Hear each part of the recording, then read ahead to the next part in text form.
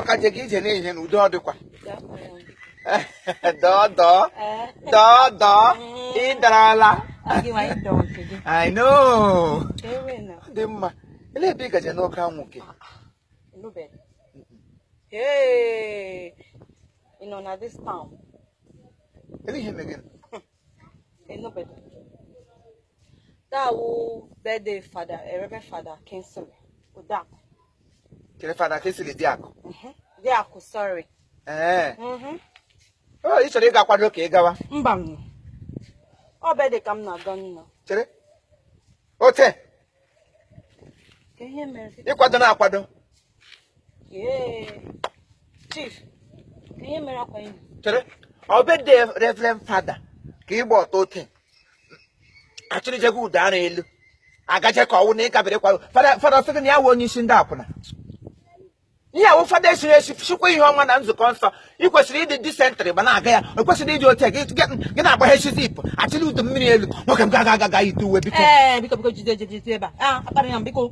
Ele ka mkparị. Ele ihe mkparị n'ụka na ngwa ụda. Nwa mgbe ọbịa ka gị na-adịbeghị dị. Kwesịrị ijikọ onwe gị nke ọma ịgaje n'ụlọ nzukọ. Nga ahụ mmadụ ga-agbakọ gị na-ama ngwa ka Chineke ga-esi ejupụta gị onye gị na ya ga-awụ. Gị gburu ọtọ. Bụrụ ọtọ ghasa mpara na-eji ghasa ara na-eji. Emechego onwe gị ote. Achịrịjego onwe gị elu ka anwụrụ. Ebe ọ wụ dunu ndị na-etiji ndụ nsọ n'ọnwa. Ị gajere bedde fadari ote. Nwoke m dem yu. Ka ga-ayipụ uwe. Ka ga-ayite uwe. Biko emecha ka ifu o. Kịta ifu nkịta na. Ọ bịa eji ụna ka nne me. Nwere ka ndị. Biko ka ihe na-eme nwa nwoke. Awadị ya. Ahụ dị ya. Ahụ dị ya nwa na-erigbuole m narị. O rigbuola anyị narị. Nwa ihe na-eri narị. Ụtụm. Otu bucket rice a ga-eziri ya. Esiere ya na ụmụnne ga-eri. Fiam ya lụrụ ya. Gị sta bread otu. Ya baa ya mmiri nwa ya n'anya. Gị stakọ meal. Ya ṅụọ ya na-egbe. Gị zụtakọ golden mọ. Keke ụmụazị na-aṅa na-akpọ golden mọ.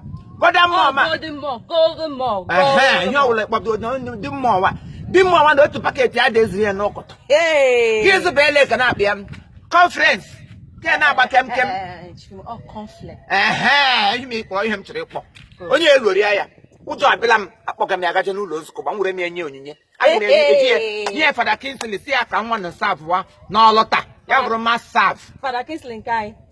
Nwa na eji m agaji kpọgara Chineke ụgba ya ga-anụ ma sav n'ụlọ nzukọ maka na ihe gbara kasa na parish. Ihe ndị parish na-ebụkalala ọgwụla ihe ga-egboli nwa na agụrụ.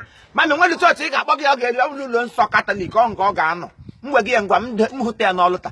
Si ya nwa m serving the vineyard ya n'ụlọ nsọ Chukwu. Ka gị agwụla m ese gị na-erikwe nte eri imo.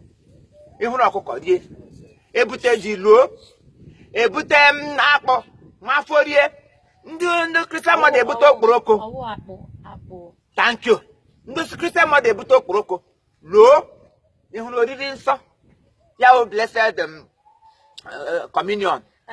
Holy communion. Thank you. Holy communion. Yes. Erikpele ya. Irie ya n'ochi akwa arụ Kristi. Ọbara agbagbuo onye ọgwụ. Mari mgbe a na-agọzibedi ya. Gị hụchịrịchị n'ọnụ.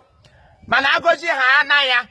Site clear. Ada eri ya na nwa na-etozu etozu. Onye na-etozu etozu ya na-ata ada eri ya. Ihe m jiri gwa lekwu ya. Enyi na-eme ndụmọdụ. Ya nkwa na ụmụ ọkụkọ ri agha. Nweta ndị onyinye siri bute fada ga-anọ. Ekechi ọkụkọ ngwugwu.